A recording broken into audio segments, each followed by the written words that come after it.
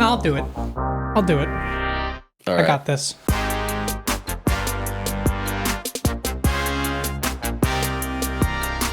Hello, everyone, and welcome to the Neon Valley Media Club.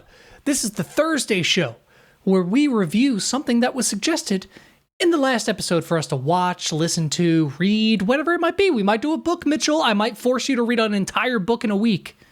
I don't know. I probably won't. That sounds awful.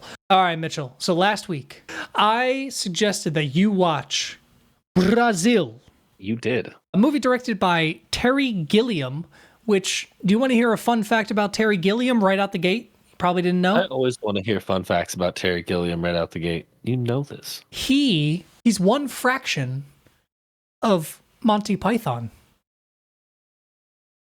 If that makes this movie make a did little know more that. sense. Oh, you did know that? actually- Okay. Okay, because I had to watch some YouTube videos afterwards to help get a little bit more context. Fair enough. Fair enough. I'm still not giving you my thoughts yet until we No. do our reveal. To be fair, I don't think you looked up YouTube videos about Southland Tales. I think you wanted that movie to be over when it was over. I don't think you needed to look up YouTube videos about Southland Tales. Well, if you cared as much as I did. Yes, you did. All right. There's a diagnosis for that. R.I.P. the GOAT, Richard Kelly. He's not dead. Anyway, we watched Brazil. It is starring Jonathan Pryce, Robert De Niro, Katherine Hellman, some great actors out of the gate. So, all right, before we get into it, we should give our initial ratings, as we always do. Our ratings for 1985's Brazil are 9 out of 10. 6. Okay, all right, 6. That's wow, dude. We're making progress. That's so much higher than this would have been. If I showed you this movie a year and a half ago, there's no fucking way you would have given this a 6. There's no way, and you fucking know it. And I'll You say this: know it. that's a 6 with questions. Okay. Like I don't know what'll happen, or if it'll be like, okay, now it's like the top of the 6, but it's like an ambiguous 6 because I was leaning 5. But Okay. I didn't dislike it enough to feel like it was 2.5 stars. When I thought about it that way, fair. I'm like, I would say it leaned towards like it was a good movie. That's fair.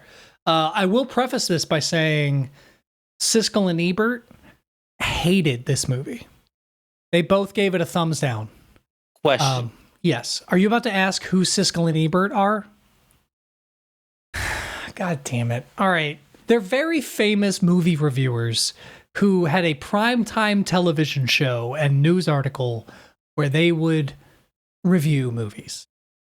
Okay. And most of the time, they were very, very keen to filmmaking. They had a very good understanding of what made a good movie and what made a bad movie. It wasn't just pop culture. It was about actual filmmaking. You know, they were kind of the first, like, assholes of critiquing. Like the you know. Simon Cowells. Yeah.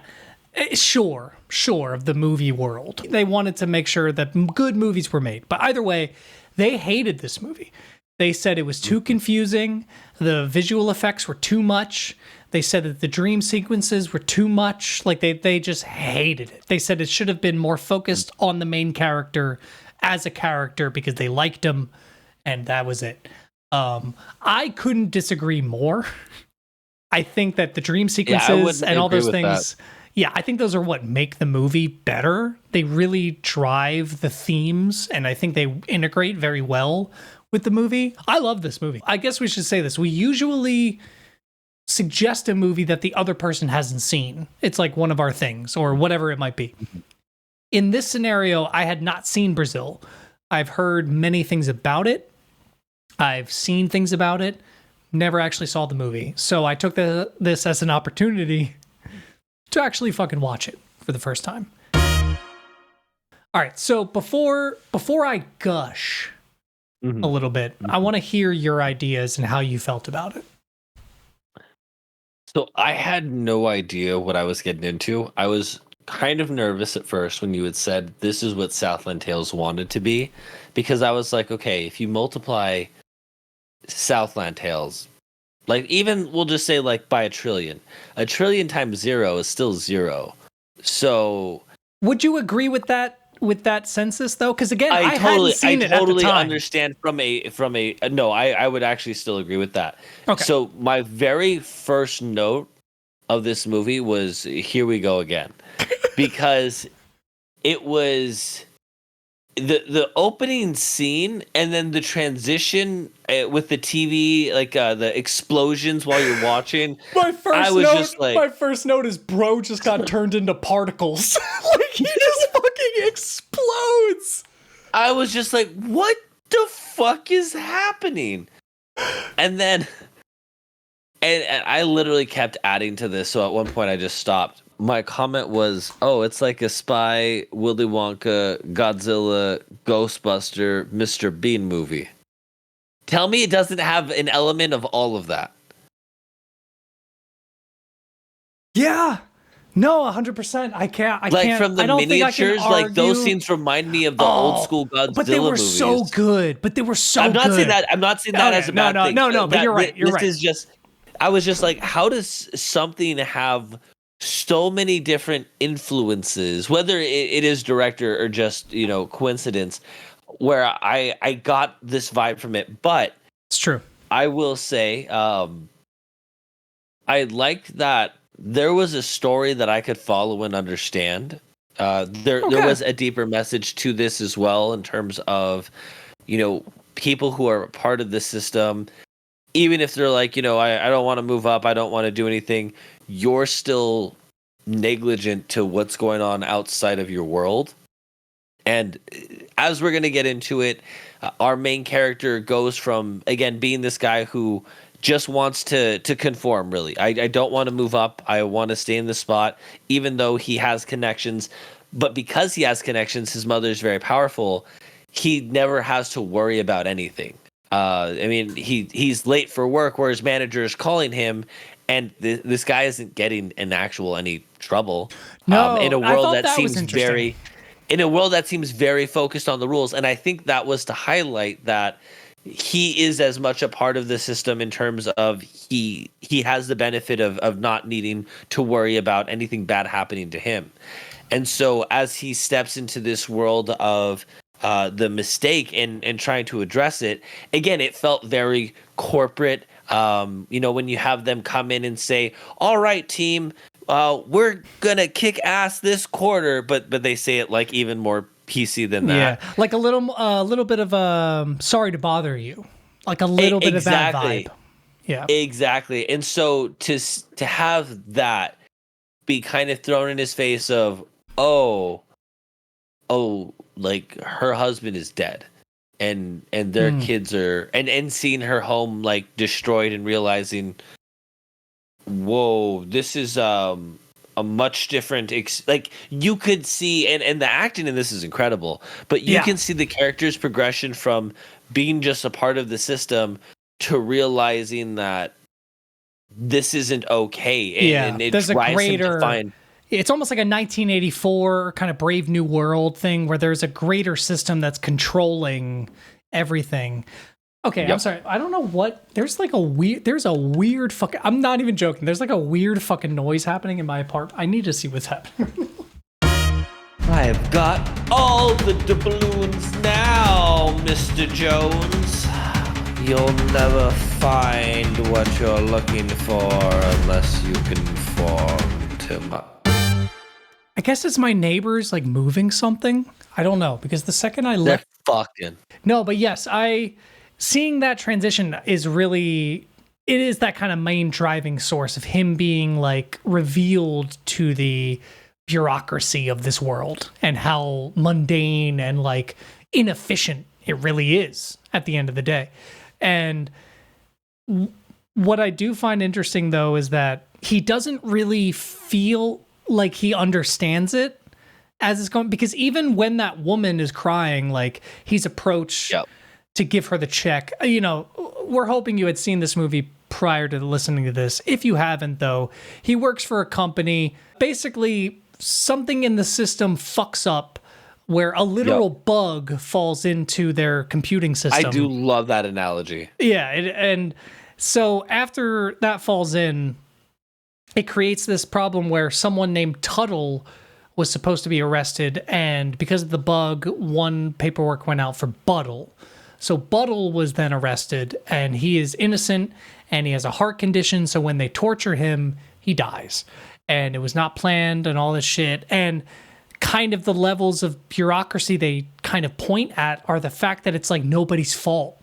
Like you can't, who do you point at and say this is your fault? Because it really was just a bug in this machine. It literally a fly that fell into a typewriter. So who do you blame for the issue? Like they don't, and that's kind of like one of the themes of the movie is that the fact that like with something like bureaucracy, there is no blame. You're missing a huge part about it though, right? Because in bureaucracy, there's the system that controls, and then you either work for the system or you're controlled by the system. I mean, if you work for it, you are controlled. But one of the things they say when they go to arrest a husband is, we don't make mistakes. Yeah, exactly. Well, that's what I mean. That's exactly. They don't make mistakes because there is no mistakes in bureaucracy, because there's always a system that leads to another system. Even when people like Jack, like when they talk to the one character, he says like, hey, it wasn't our fault. I picked the right guy. The paper told me to arrest Buttle. I arrested Buttle. Yeah, everybody was just worried about, well, it's not my fault. And that's where the frustration of like the mother and the wife comes from. Because it's like, who is to blame? Who do I ask about the situation? Like the thing I compare it to on a very like minute level, right, is like if something happens with your bank, you call the bank. Like let's say like there was a charge on your account that you didn't have anything to do with. You call a receptionist at a bank who has nothing to do with you or your account, who then has to transfer you to someone, a banker, who has no idea who you are and has nothing to do with your account. And then they have to figure out some error that was made by some algorithm or some issue, like computer or separate person that has nothing to do with you or knows anything about your existence. And yet, like, who are you supposed to be mad at? It's like, who is at fault? Who's it? Because you can't be mad at the person on the phone because they didn't do it. You know, like that. It's like bureaucracy creates these levels of separation where you can never actually solve the problem and you can never find the source of the problem. It's just like, short of somebody like straight up like taking money out of your account and like errors do happen. I think this is to show that, and when I say this is to show, this is from somebody who's watched this one time, and I'm kind of trying to throw ideas out. This isn't like, oh, based on this research and my cinematic educational background, but the idea of making it like feel non-human, like, oh, it's a transaction. You know, you signed the receipt for him. Like it feels like they're also saying that these large corporations, you lose the human touch to it, and it just becomes a checklist of things that you need to get done. Yeah. And there's even a receipt for his receipt. I love that joke where he's like, the very beginning, he's like, all right, you've got your receipt for your husband. I've got the receipt for your receipt. I'll be out here. And it's like, there's so many levels of fucking paperwork. Okay. So I guess we'll kind of get into the story a little bit. Okay. So how did you feel about Tuttle, Robert De Niro's character, when he shows up at his apartment? I liked him because here's what I think the movie did well that Southland Tales did not. I understood fairly quickly this is going to be a more dystopian fantasy verse world. You know, the set design, the way people reacted to situations, like them cutting a hole, jumping down, and there being a team to repair immediately afterwards. Like these were all things where I was like, all right, this is kind of funny. And at least you don't have to be creating like a fucking super outlined detailed of this is how every department would function. But if you give me, oh, our military forces have access to just kick down holes through the ceiling, but because we are a honorable system, we also have people on staff that will go and repair. Gonna repair it right away for you. And like even when they start shooting up at the second floor, and he's like, "Whoa, hey, we've got repairs up here. Stop shooting!" As if that's more important than her life. Like, well, they also reiterate, "We don't make mistakes, ma'am," And and then then the thing immediately falls drop through. the fucking Yeah, line. Oh my god, they must have changed to the metric system without telling us. that was hilarious. They've gone back to the metric system without telling us. Oh my god. I did notice a theme where like the people at the top seem to have like naming conventions. Again, I don't know how much you're supposed to read into this. I just thought it's interesting how the one boss, his name is Kurtzman, and then the leader's name is Helpman. It's almost like the people at the top have like names that were given to them as like, I think it's almost supposed to insinuate nepotism, where it's like, oh, they're all men. Like, man, I'm the blank man. I'm the guy that does I this see. thing. The same way like Sam, his character, his mother kind of keeps using their fame to, or her like status to bring them up. So in kind of reinforcing that idea of nepotism and things, which is something you don't see in 80s movies and things like the idea of nepotism isn't really a thing until recently that we've been like noticing. So I think that's like a very prophetic kind of inclusion in a way. Oh, by the way, I totally thought this was set in like Britain or the UK, and it wasn't until like I think a YouTube comment on a video I watched to break this down that somebody had mentioned. I didn't realize there were so many people with British accents in New York, and I was like, "This takes place in New York." I honestly don't even think I really well, oh wait, I think one person does say like in New York you're gonna find, I think someone does say New York in the movie, Okay. but other than that, I didn't really connect it with New York either. I just took it as a dystopian American British city. Like it's a combination of like European culture and American culture, like all of its worst things, like in one thing. Combined in one. That's That's fair, kind of yeah. how I took it. One of my favorite things is the technology, how this is so fucking Ridiculous it funny. is. It's so fucking Again, the funny. Willy Wonka aspect. It reminded me No, of all yeah. of his inventions. But it's also genius because you imagine like, okay, if you have a company that already has computers, but they want to make them more efficient. All right, we need bigger screens. Well, we don't want to fucking pay for bigger screens. Let's pay for magnifying glasses. So everyone's screens are still the original like old screens from the 40s and 50s, but they keep just buying bigger magnifying glasses to put in front of the screen to make the screen bigger. And it's fucking like it's genius.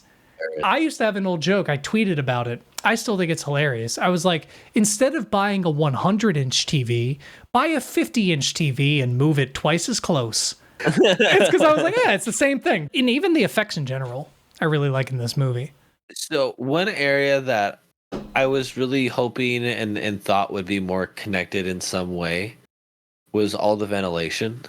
And I don't know if maybe there is like an additional meaning that I didn't find when I was looking.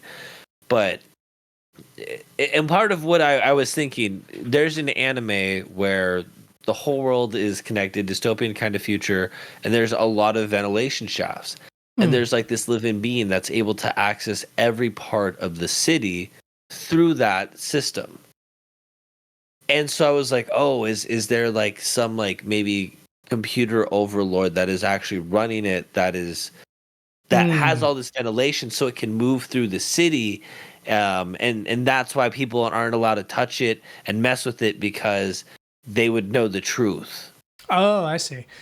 I kind of just took it as like a visual gag to show the inefficiency of modern technology. Kind of like these ugly, gross tubes that you need to have through your house are the thing that, like you even kind of said, connects us all and makes it so that's well. And you could make the argument that like Tuttle's character, he has access by being an engineer to literally every building because they're all connected by these tubes.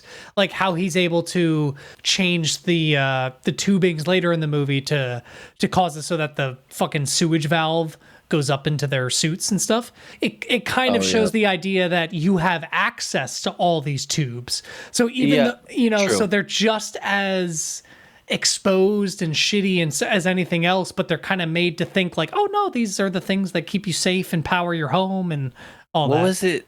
what was he said? He's like, I do it for the thrill of it, and he's literally talking about like repairing Yeah. I love AC it, units or some shit. but it's genius, man, because it's like it's that level of bureaucracy where you can tell, like, if we've gotten to a point where someone coming out to your home, which is so fucking true. I just dealt with this. We need to talk about this. We didn't talk about it in the last episode, but it works perfect in this. There are so many levels of people you have to go through to get a basic thing done that it feels dystopian. Like, we had our power shut off 2 days before we were going to leave for our trip, and we were freaking out. We're like, why did our power get shut off? We paid our bills. So what the fuck is going on? So we call the person out. They're like, oh, there must be some kind of cut in your line, all this stuff. So they're doing that. And they had to call out a separate maintenance company because we called the management company and they said, oh no, you have to call the electrical company because we don't work directly with them. And we're like, okay. So we called the electrical company and they're like, oh, well, this sounds like a maintenance issue. So you're going to have to call your management company back and then have them send out maintenance. So we're like, fucking okay. So we have them call them back. They send out maintenance. Maintenance comes out. They're checking everything. They're like, we're not really, I'm not sure what's happening because there's power that says it should be coming through your thing, but it's not coming through. There might be a wire, like a rat might have chewed through your wire. And I'm like, oh, that makes sense. That sucks. You know, like, sure. All right. It's the solution. Yeah. And then he's checking the meters outside and he's like, hold on a second. He's like, the meters don't seem to match up. And then something clicks in my head where I'm like, hold on, apartment 3 just moved out. And I'm like today, like the day that happened. And I was like, is there a chance that they're mislabeled and that they shut off our power because they moved out and they didn't realize it was up? And he's like, that might be it. So he starts like doing testing and he's like, yeah, I think that's it. Cause he's like, there should be power coming through here. So then he calls the management company and then he tells us, he's like, this should be a no problem fix. They literally just shut off the wrong power. I'm going to call them half an hour. It should be back on, right? He even gives me his personal number because he's like, if it doesn't come back on, call me by tonight. 4 hours go by. Power's still not back on. So then we call the management company and I'm like, hey, power's not back on. They're like, what? Hold on, let me talk to my manager. And they run upstairs. Okay, I just talked to my manager. They said that they already called them and they don't know why it's not happening yet, but we'll double check and we'll call you back. And then I call the fucking electrical company directly because I'm like, God damn. Right. Or no, Audrey does. Audrey calls them directly and she's like, hey, are you going to turn it on? They're like, oh, well, we have a long list of things. We're going to send someone out to fix that soon. And I'm like, send someone out? It's a digital. You don't have to send someone. Whatever. 5 minutes after her phone call, power comes back on. And I'm like, what the? And then an hour after that, the management company calls me and they're like, hey, somebody's coming out soon. They're going to fix it. And I'm like, it's already fixed. Like, what are you talking? It's already fixed. Like, this is such a fucking chaotic. And I'm sorry that this was such a segue and a long thing, but this is what this movie is. This is literally like, what, like all you had to do in the long run was for someone to go, oh shit, we turned off the wrong apartment. Turn it back on, and then we'll figure out what happened after the fact. Oh, we fucked up. No, it had to be 7 layers of like, well, hold on now. We don't know if we turned off the wrong. Let's go back and check this paperwork, and we have to file this paperwork to make sure that we understand that this is a false report. And dude, like it's unbelievable. Flip the fucking switch. Fucking ridiculous. Flip the fucking switch. that is exactly this movie. One of my favorite lines is 27B6. Oh, do you have that? Do you have one? And the one guy starts having like a fucking aneurysm. Dude, I was about to say my line is 27B6 and then knocks him out with the wrench.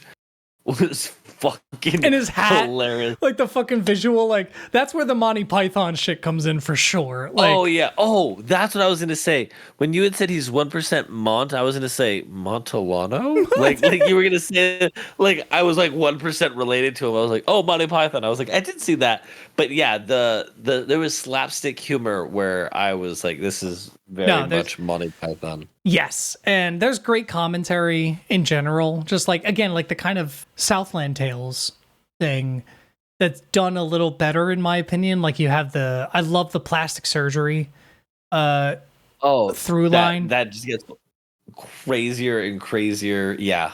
so his mother is going through plastic surgery, which is your typical under the knife kind of, which I love that scene where it just starts and her face is just being pulled. Again, that like dystopian,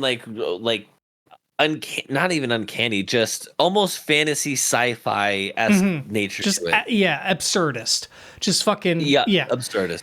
And you have a secondary character that's like her friend that's getting acid work done.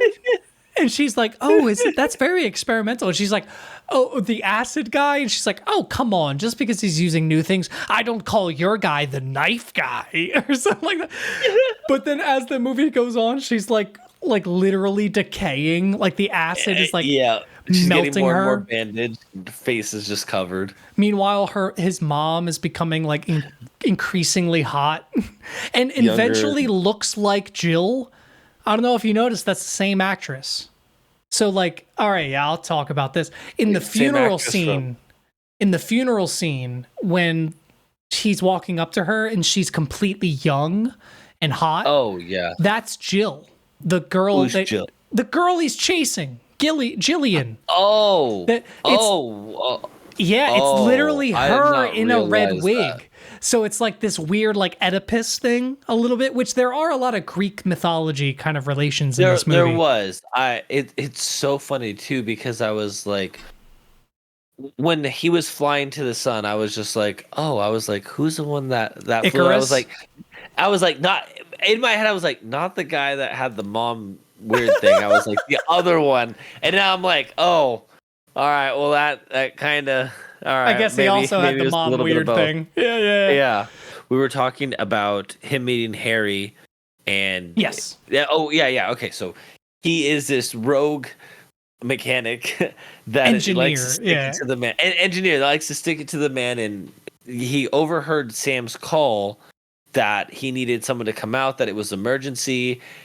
They definitely made it sound like they were not going to come out.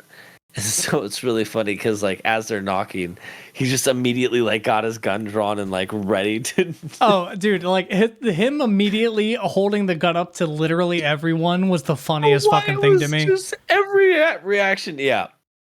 And so the two guys from the bureaucracy show up because again he's about to illegally fix it. They were showing up because they're finally responding to the call, and right before they turned to walk in, that's when he asked for that specific document.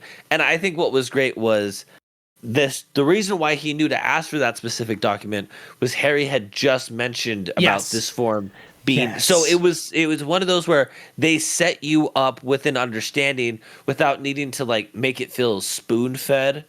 No, this movie does that so well. It does it a few times, which is hard to do in a movie that throws so many different elements, because we've referred to these dream sequences. We're not just talking about him dreaming, we're talking about them changing up even how they film it. Like they used miniatures for the dream sequences. But they also use miniatures for this, like the chase scenes and stuff, which are way better implemented.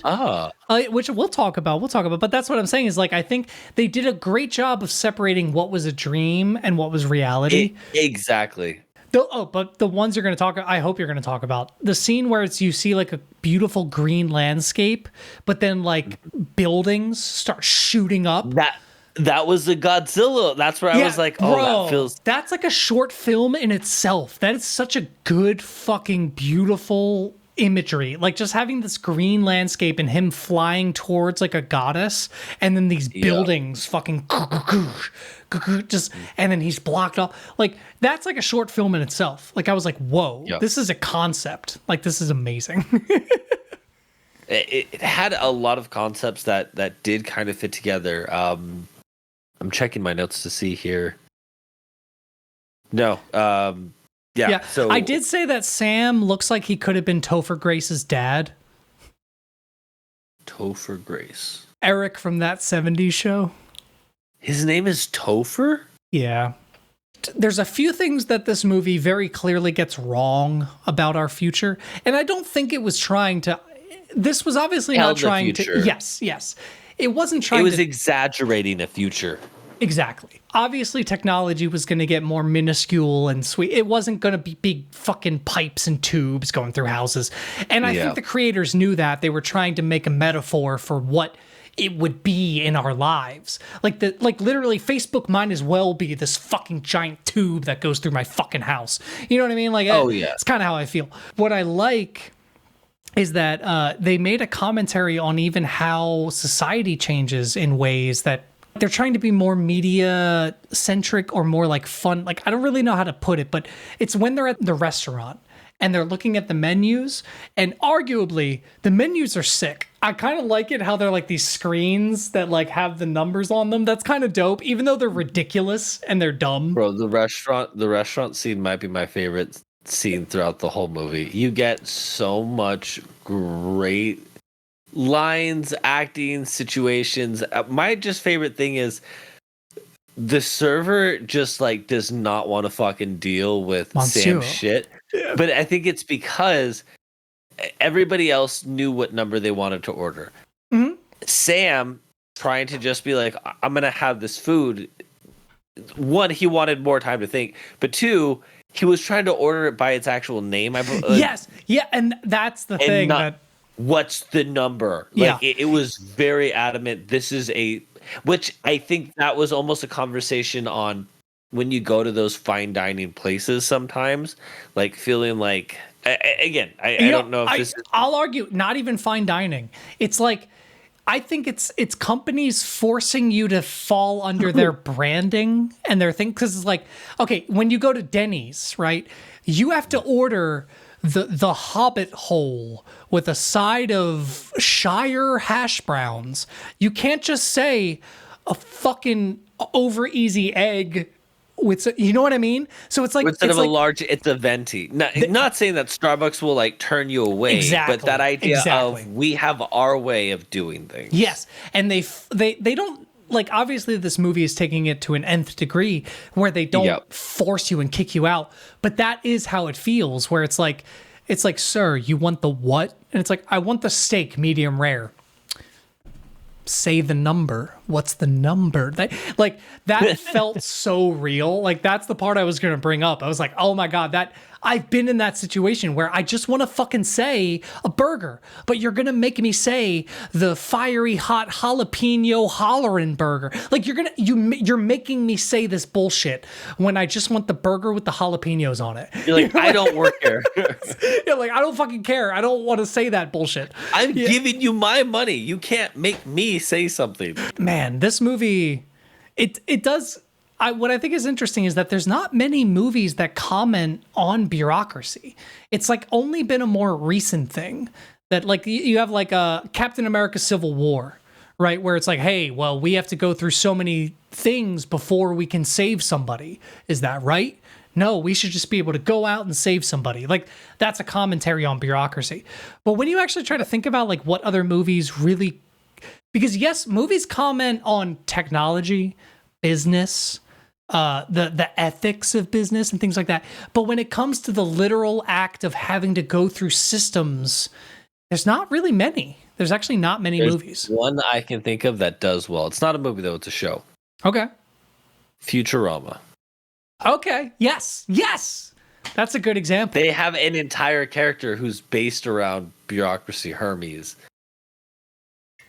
Like that's his thing. And every time they do something, he's always like, "No, hold on, this is gonna take. We got to do my paperwork." And then there's like the whole episode where the meme of like, "That's technically correct, the best kind of correct." The whole episode is about like them going to, I don't know if it's a world or just a place, but shenanigans involving bureaucracy. And this did a really good job. I will say this. Oh no, I still want to talk about the dinner first. Okay. Because again, the dinner had so much great things. Yes. Because then one of the funniest things that I don't know why, if it just caught me off guard, but Sam's mom's friend. There's an explosion in the restaurant. They're sitting at dinner and there's an explosion, which made me just start. Yeah, which made me just start dying laughing because nobody reacts the way anybody would of freaking out or running away.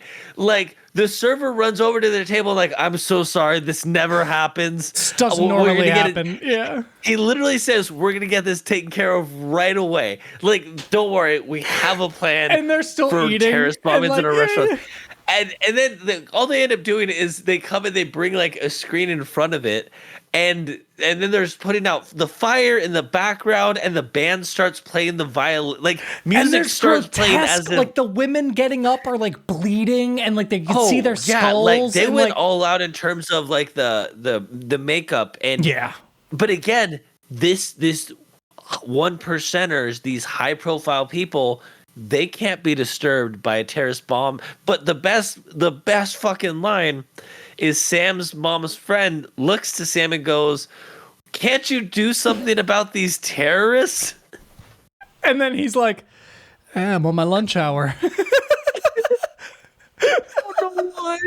Just her thinking like, hey, single-handedly, like, why haven't you done something about all of the terrorism? Especially while it's happening right next to her. Just, can't you do something about this? Oh my on God, your watch. It's so funny, man. Like, I love the kind of full circle nature they bring to it, where later in the movie, because again, this came out in 85. Like, I don't even know the word terrorist being used widely in America until 2001. Like, or maybe the Cold War.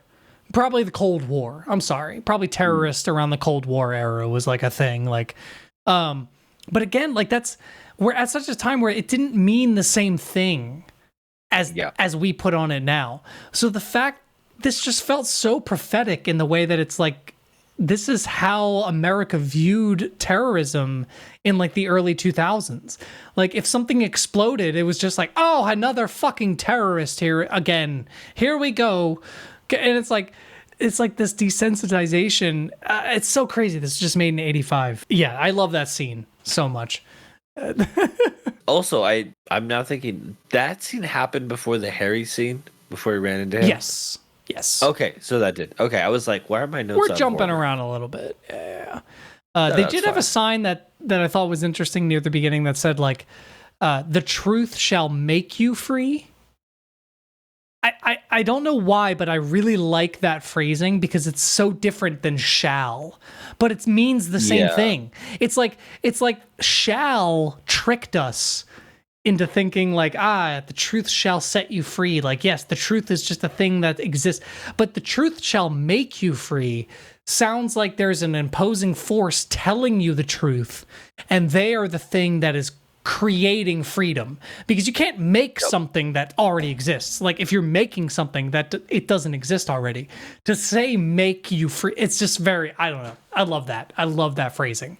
It's genius. There was another sign that stood out that I thought was hilarious. It said, don't suspect a friend, report him.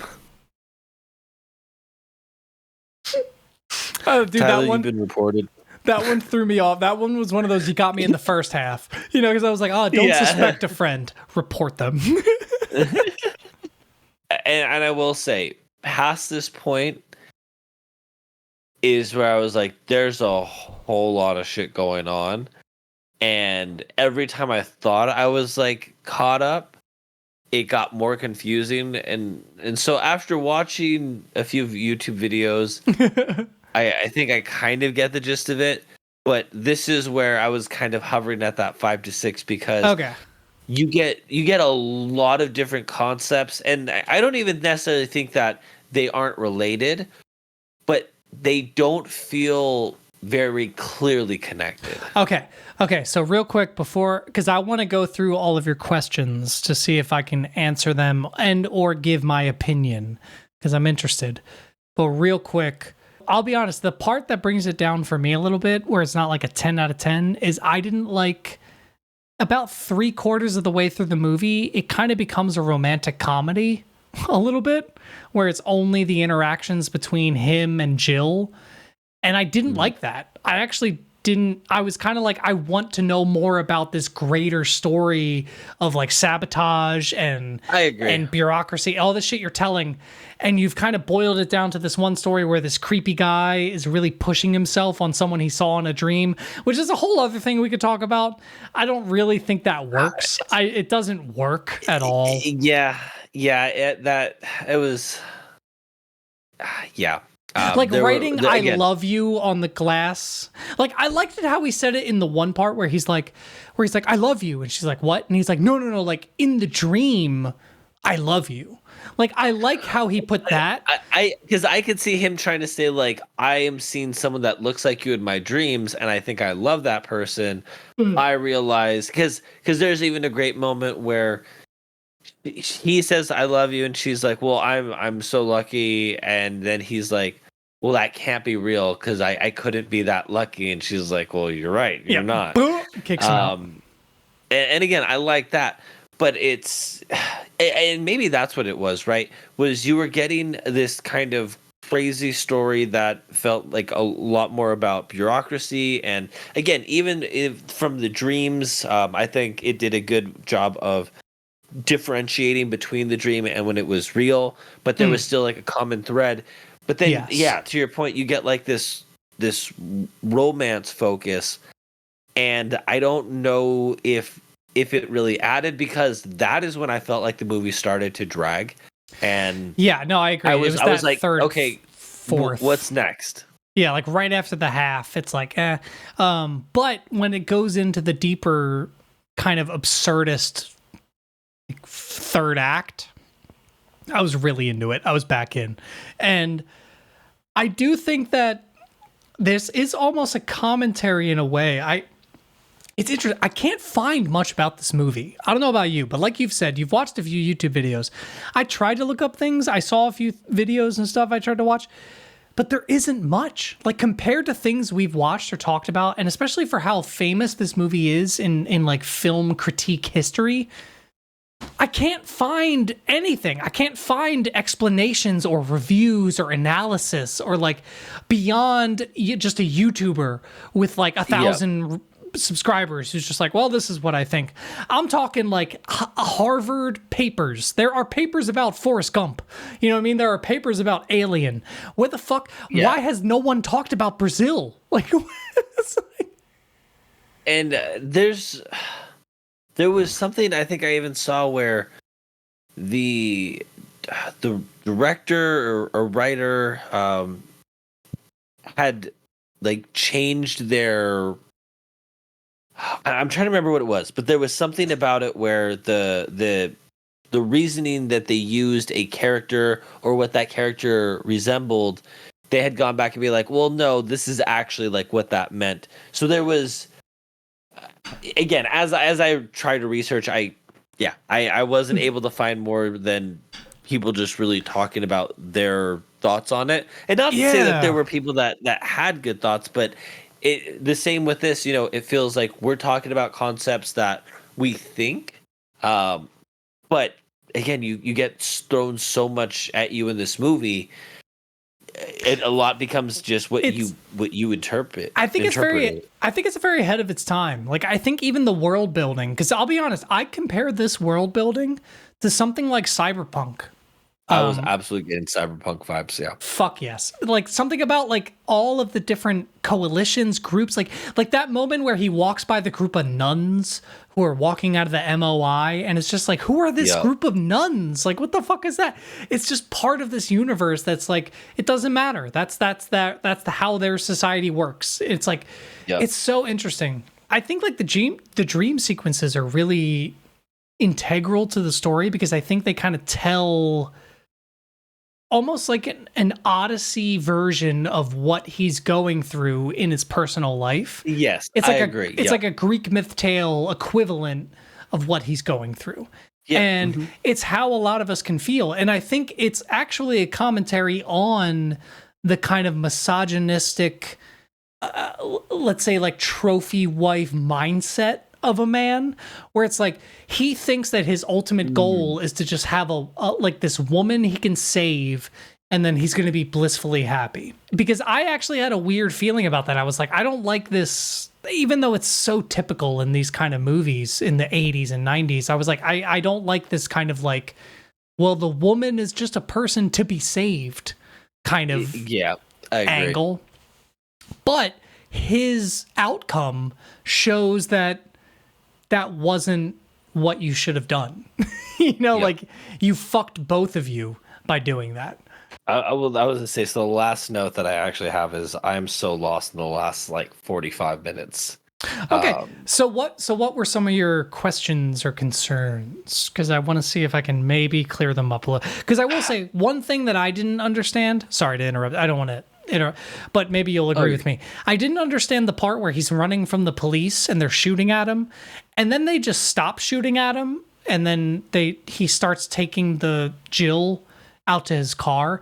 I didn't understand the transfer of them stopping shooting at him and starting to care about her. I didn't see that was in the whirlwind of, and again, there are things that I kind of understood afterwards, but still questions I have. So, but I feel like before I ask questions, should we go through like how the movie then ends? Because a lot of my questions are kind of about the ending and what leads into it. Okay, so he is taken into essentially the torture chamber. He kind of wakes up. He's been kidnapped by, well, not kidnapped, but he arrested, I guess. Yeah, he's arrested because he deletes the existence of Jill. Yep, he wanted to try to save her. Yes, the White Knight of sorts. And when he saves her, they all come in, break through his windows. They shoot her, implicated. They don't show it, but in blackness, you just hear and blah and a scream.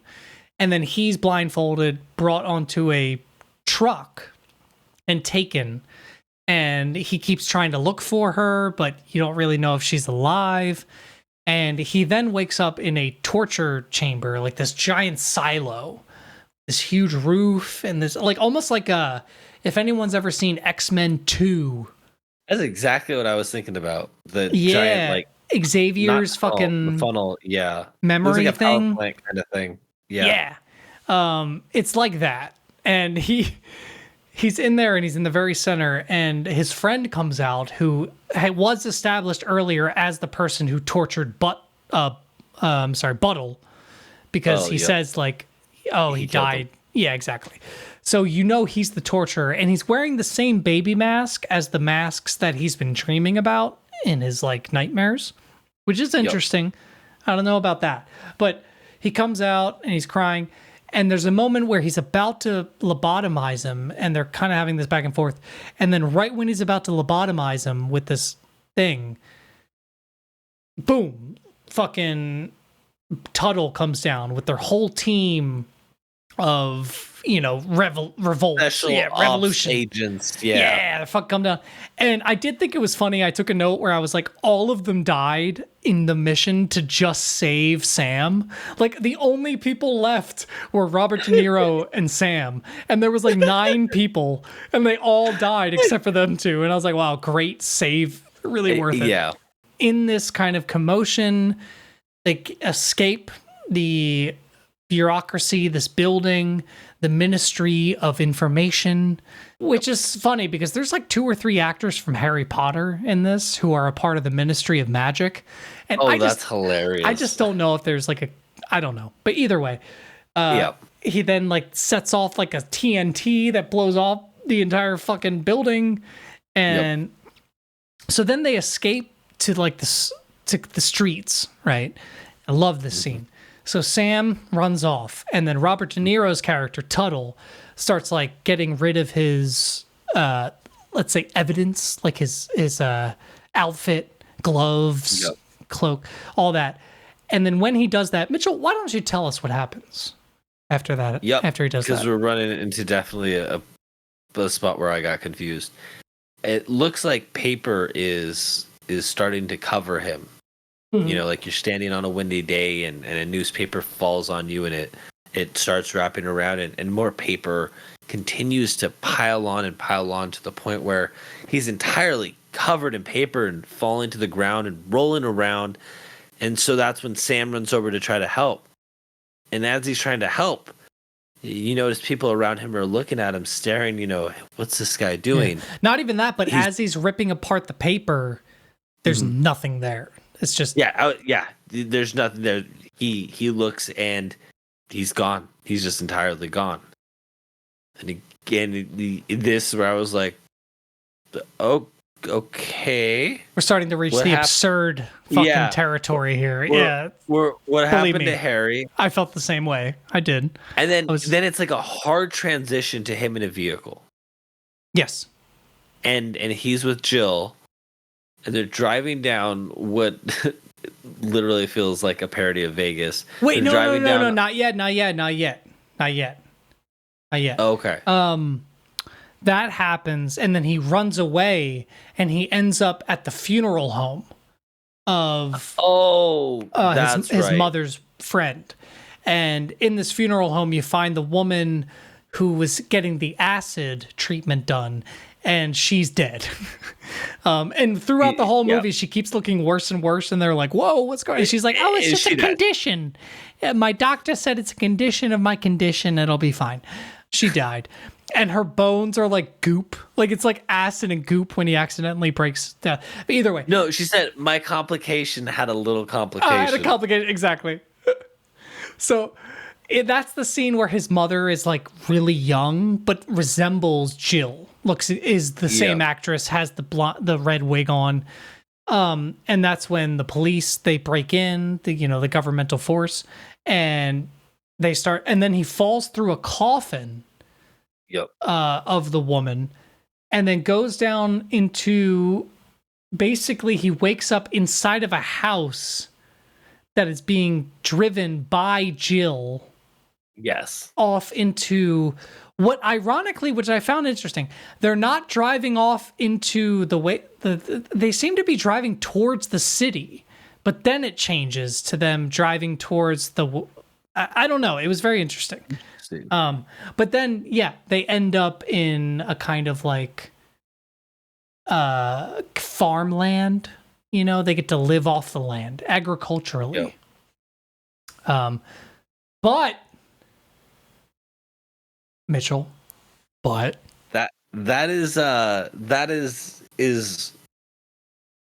that's almost the full story. So the part he missed was they're driving down a road. Oh. And on each side of the road, there's billboards, but it's like there's not even like 2 inches of space between. And that's where it's like it's an exaggerated, like if anybody's driven from Vegas earlier to California, in the movie, or vice versa. As well. They drive down that road when they're coming back with her parcel that she has. Oh, they're driving down that same road. Sorry, I didn't mean to interrupt you, but go ahead. But yeah, so I think it was to try to show like, oh no, he's fine. He just woke up from a bad dream. But then again, leading into, them making it to their dream farmland destination, as we spoke about. However, the camera pans out and two faces. That is not what happened. Yeah. The lobotomy was successful. Yeah. And he is just left inside of that torture chamber, and you hear Helpman and Jack talking to each other, and he's like, yeah, he's lost. We lost him. I don't think we're going to get him back. Like, all right, let's leave him here. And they start walking away, and as they're walking away, our main character is humming Brazil, the theme to the movie, to himself. Yeah. As the background around him starts shifting into this perfect reality that he's kind of created for himself. So I gotta ask, I feel like you've been on board. What's your questions? I feel like you've said everything are you saying like in the last quarter, are you questioning whether or not it actually happened or if it's in his mind? Well, I guess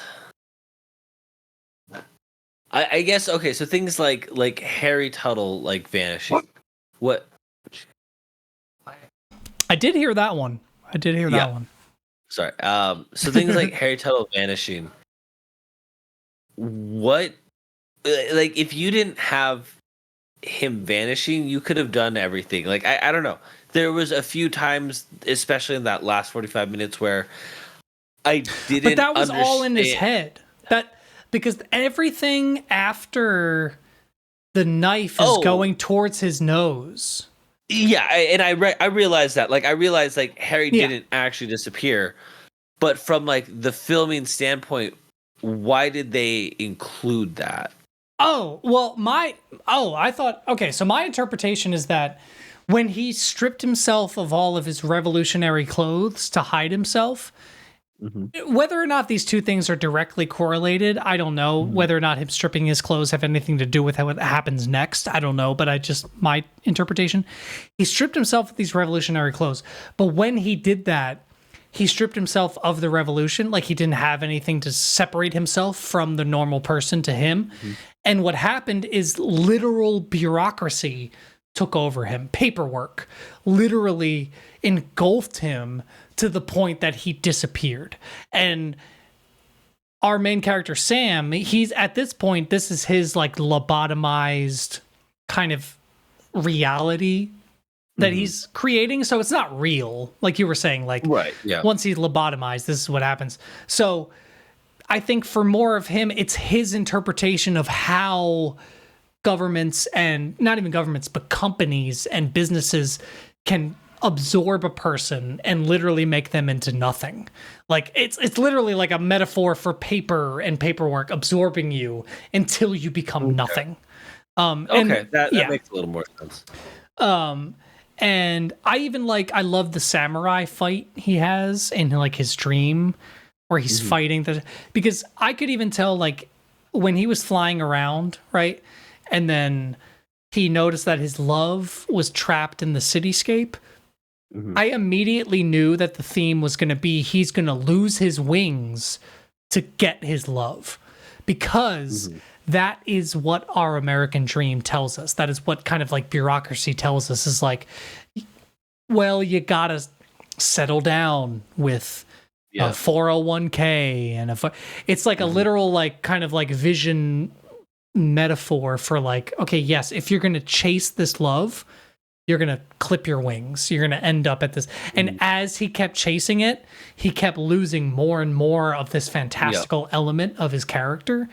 And then at the very end, it's almost like he becomes himself, but he has to retreat his brain into like pure fantasy because reality is so bad.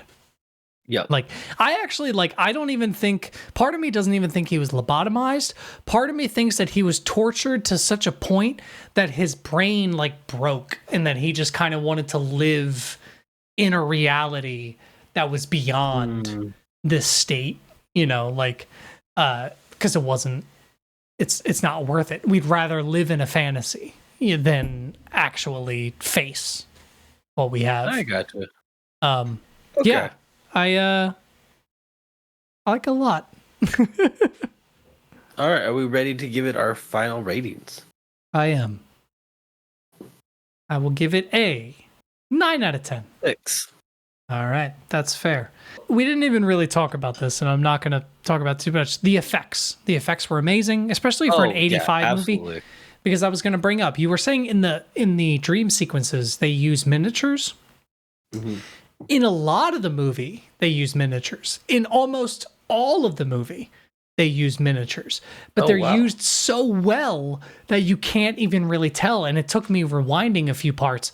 Like, so for the car chase scenes. Interesting. So they'll have like a real car going through a kind of built set, right? Yeah. And then it'll cut to a miniature of that set with the miniature vehicle crashing into so whenever there was a big crash or a big like explosion, it was miniature. And the only reason I rewound and noticed is because one, I watched that Corridor Digital channel, which you guys can watch in the last episode I talked about. But two, the flames. The flames are too big. Because if you look at because you can't scale fire. So if you were to make something explode at a smaller scale, it still looks like an explosion at a bigger scale. So when the car hit one of the buildings, I was like, whoa, you can tell that's actually like a big flame I coming see. out. It was really cool knowing and then kind of seeing it. I was like, oh, this is really interesting. But they did it so the fact that like I couldn't even tell most of the time a miniature was used and this was made in 1985. It's fucking blown away. Like, I think this was such a well done movie. Yeah, absolutely. Yeah, definitely. They did a great job with this. I think for me, on first watch without the YouTube videos, things were very unclear, and that's why it's a weird movie. It's good, but to get the most out of this movie, you do need to at least either watch it multiple times or watch somebody explain the movie and explain like. But in defense of that, I feel like the movie makes you want to kind of figure out what's happening. Because when you have a movie like Southland Tales, you didn't really give a fuck about what this is trying to say. There was nothing I felt like I could grip onto to be like, okay, well, this is an interesting piece. Like this movie, it did have enough interesting concepts that I was excited to be like, okay, I want to better understand this. Yeah. And just the acting, filmmaking, I feel like it makes you engaged enough where you're like, okay, I want to see where the story goes. You know, for a 2-hour and 15-minute movie, yes, it kind of drags 3/4 of the way in, but I was never like, oh, fucking come on. You know, like I was engaged. It's a very interesting movie. So, yeah, all right. So it is your turn to suggest something, my friend. Tyler, what you are going to be watching is await further instruction.